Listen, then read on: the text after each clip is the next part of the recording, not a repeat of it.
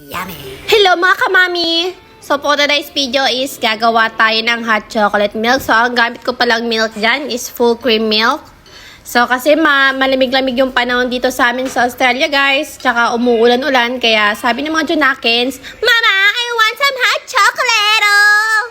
So ayan, gumawa ako ng hot chocolate. So 4 na baso kasi 4 kami. Malamang di kakasali. Char! So ayan guys. After nyan pala guys is ilalagay natin siya sa microwave. Ayan.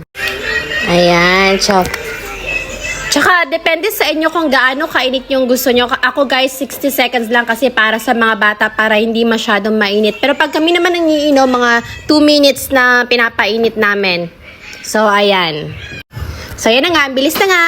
Diba? Ang bilis, oh. Uminit na agad. Charot. Siyempre, pinas-forward ko. Tingin mo, tanga. Ayan, tapos na. So, ayan, kukunin na natin siya para timplahan. So, ayan na nga guys, titimplahan na nga natin siya. So, lagay tayo ng 2 takal pa lang, 2 spoon pala ilalagay ko dyan kasi para medyo matamis konti. Kasi alam nyo naman, pag mga bata gusto medyo matamis, ayaw ng matabang. So, ayan, bilisan natin kasi nagmamadali na nanonood, oh. Char, parang gustong uminom eh.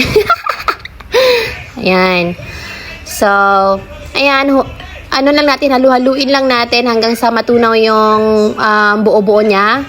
Tapos, ready to go na. Pwede nang inumin. Nga pala, tinanong ko yung Junakins ko, sabi ko sa kanya, masarap ba anak? Sabi niya, approve ma, approve, yummy.